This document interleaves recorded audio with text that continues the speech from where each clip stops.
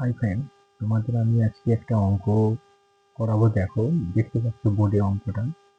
তো এই ধরনের অঙ্ক করতে গেলে আমাকে বর্গ আর বর্গমূল সম্পর্কে সঠিক ধারণা রাখতে হবে। তো দেখো, এখানে বর্গমূল চিহ্ন দিয়ে সব অঙ্কগুলো আছে। তো এই অঙ্ক করতে গিয়ে আমি তোমাদের সাথে যেটা শেখাবো সেটা খুব ভালো করে দেখো, যে বর্গ আর বর্গমূল এই বিষয়টা আমি ক্লিয়ার করবো।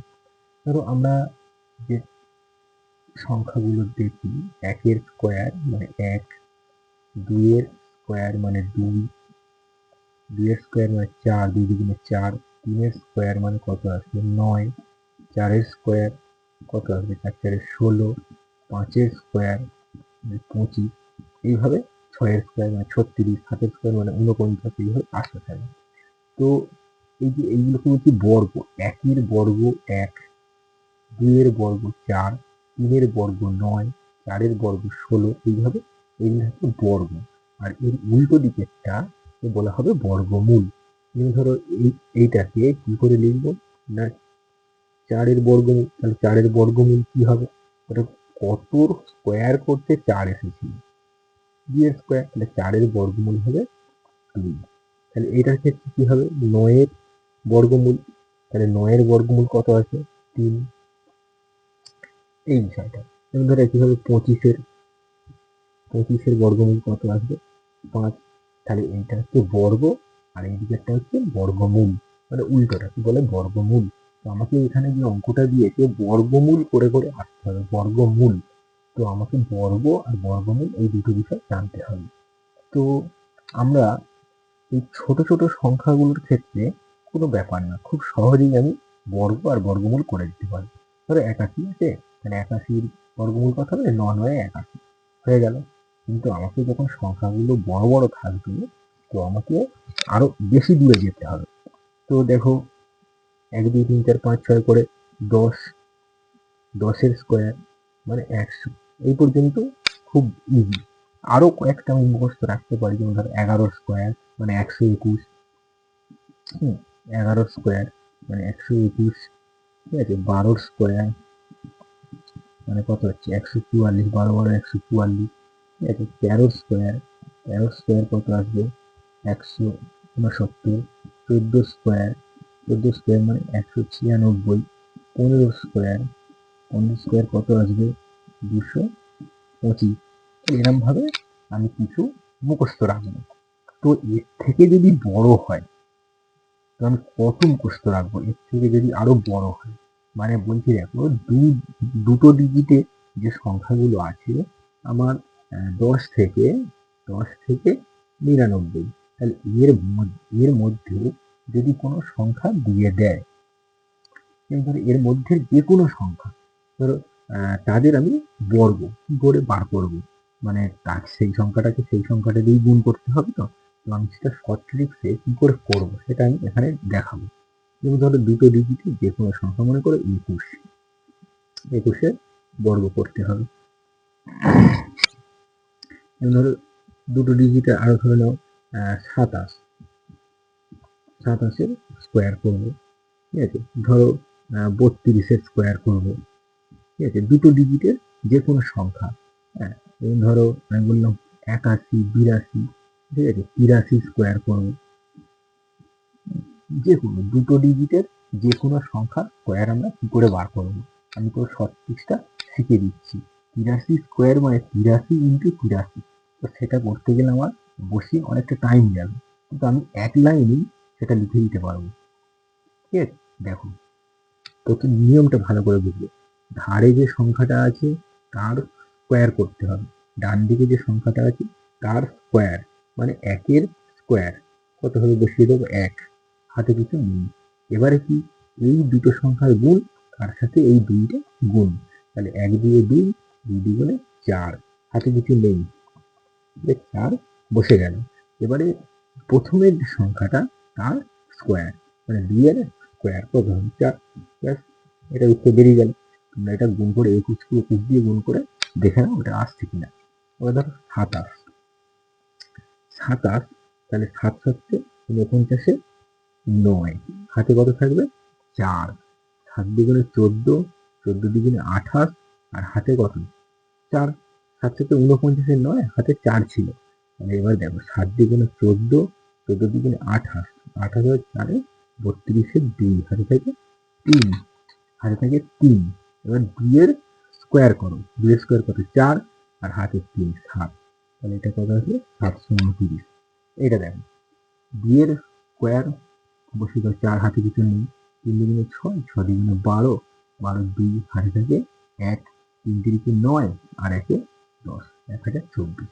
83 স্কোয়ার তাহলে বলো কত হবে, 3 তিরিকে 9 বসিয়ে দিলাম, হাতে কিছু নেই, 3 আসছে 24, 24 দুগুণে 48, 48 8, হাতে থেকে 4, 8 আসছে 64, 64 4 68, এইটার স্কোয়ার করলে এইটা বেরোবে। তো এর মাঝখানে আরো অনেক সংখ্যা আছে, যেমন ধরো এখানে একটা সংখ্যা 25, বা আরো সংখ্যা ধরো 35। এদের ক্ষেত্রে দেখো 25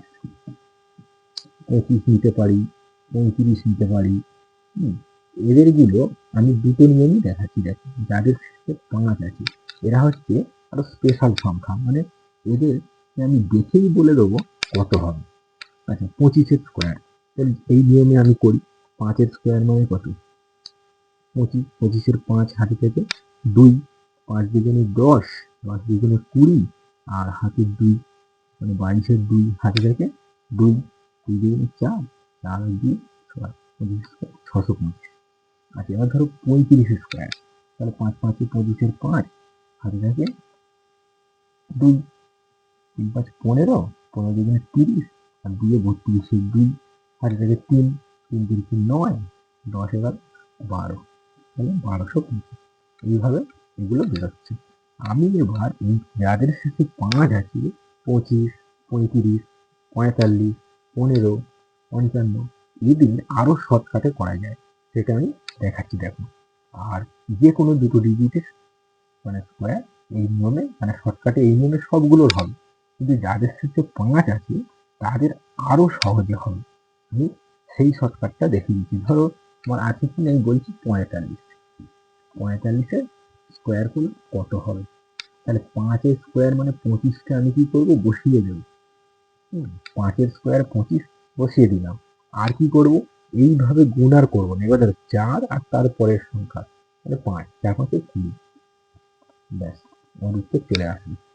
এবং এইটা দেখো 5 স্কোয়ার 25 বসে গেছে, 2 আর তার পরের সংখ্যা কত 3, 3 দুগুণে 6, 5 স্কোয়ার 25 বসিয়ে দিলাম, 3 আর তার পরের সংখ্যা 3 4 12।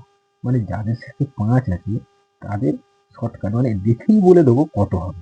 আর এর উল্টো দিকটা এই সংখ্যাগুলো এমনই ব্যাপার, উল্টো দিকটাও মানে এতর বর্গমূল করলে কত হবে আমি দেখেই বলে দেবো। 25 জন্য 5, 12 তো 3 4 12, তাহলে 3 মানে 35 হবে। এটা দেখো 25 জন্য 5, 20, 4 5 20, মানে 4, ছোটটা, ঠিক আছে। এটা দেখেই বলে দেওয়া যাবে কত হবে বর্গমূল। তো আমার এটা বোঝানোর মানে কারণ হচ্ছে 1 থেকে 100 পর্যন্ত যে কোনো সংখ্যার স্কোয়ার খুব সহজেই, মানে 1 থেকে 100 পর্যন্ত সব যে কোনো সংখ্যার স্কোয়ার সে খুব সহজেই মানে করে নিতে পারবে। মানে কোনো গুণটুন করার দরকার নেই। 10 পর্যন্ত এমনিতে মুখস্থ থাকে, আর বাকি এই শর্ট ট্রিক্সে হয়ে যাবে, কোনো ব্যাপার নেই। এবারে এই প্রসঙ্গে আমি আরেকটা জিনিস বলে দিই, এই সংখ্যাগুলোকে বলা হয় পূর্ণবর্গ সংখ্যা। পূর্ণবর্গ সংখ্যা যদি কখনো কখনো জানতে চাওয়া হয়, পূর্ণবর্গ সংখ্যাগুলি প্রথম থেকে কি কি, মানে যে 1, 4, 9, 16, 25, মানে এই যে সংখ্যাগুলো পরপর যাচ্ছে এই সংখ্যাগুলোকে বলা হয় পূর্ণবর্গ সংখ্যা। এটা মনে রাখতে হবে, অনেক অঙ্ক কাজে লাগবে পূর্ণবর্গ সংখ্যা। এবার আমরা আসি, মানে এটা বুঝিয়ে দিলাম কি করে সব ট্রিক্সে বর্গ করতে হয় যে কোনো সংখ্যা। এবার আমি আসি আসল অঙ্কটায়, এই অঙ্কটাতে আসবো। দেখো এই অঙ্কটা আমি কি করে সমাধান করব, মানে আমাকে অঙ্কটা আছে উল্টো দিকে বর্গমূল করতে হবে, বর্গমূল। তো দেখো বর্গমূল কি করে করছি।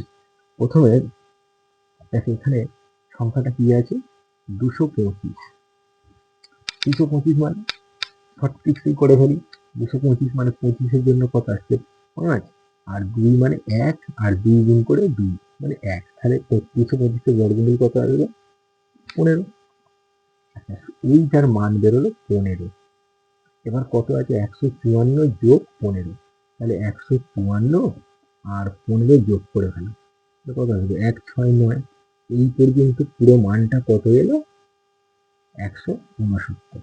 এবার 169-এর বর্গমূল করবো। 169-এর বর্গমূল, 169-এর বর্গমূল কত আসবে 13। 169-এর বর্গমূল উল্টো দিকে করলে এই পুরোটার বর্গমূল করে দিই, কত আসবে 13। এবার দেখো এইটা পুরোটার মান বেরিয়ে গেল 13। এবার এর সাথে কত আছে 108 যোগ করতে হবে, তাহলে 108 আর 13, তাহলে 8 3 11, 2 1, তাহলে এই পর্যন্ত পুরো মান কত হবে, এই পর্যন্ত পুরো মানটা আমার আসছে কত বর্গমূল, মানে বর্গমূল যে করবো পুরো মান আসছে আমার 121। তাহলে এখান থেকে এই পর্যন্ত যদি আমি বর্গমূল করে দিই, তাহলে 11 এবার 121, তাহলে 11, মানে এইটার পুরো মান এখান থেকে পুরো মানটা বেরিয়ে গেছে আমার 11। এবার এখানে কত হবে 25, 25 আর 11 যোগ হবে, 25 আর 11 যোগ করলে কত আসবে 36। তার মানে এবার এখানে বর্গমূল আছে, 36-এর বর্গমূল করবো। এই পর্যন্ত দেখো 36, 36-এর বর্গমূল, 36-এর বর্গমূল করলে কত আসবে 6, তাহলে এখানে 10 আর 6 কত 16, তাহলে পুরো 16 হলো 16, তাহলে 16-র এবার যদি বর্গমূল করি তো উত্তর আসবে 4। তাহলে এই অঙ্কটার পুরো উত্তর 4। তাহলে আমাকে কিছু করতে হলো, আমাকে মুখে মুখেই খালি একটুখানি হিসাব করলাম আর মুখে মুখেই সব বেরিয়ে গেল। তাহলে এইরকম অঙ্ক দেখলে ভয়ের কিছু কারণ নেই, এগুলো খুব ইজিতে হয়। হ্যাঁ, অঙ্কটা দেখতে মনে হচ্ছে এত বড় লম্বা লম্বা রুট দিয়েছে কি করে হবে, না, এগুলো খুব ইজি অঙ্ক, মানে পরপর ওই দিক থেকে করে করে আসতে হবে। আর যদি আমার এই বর্গ আর বর্গমূলের ধারণাটা ক্লিয়ার থাকে, তাহলে আমি এই ধরনের অঙ্ক খুব ইজিতেই করতে পারি। তো আজকে এই পর্যন্ত থাকলো, আবার পরে অন্য ক্লাস করা।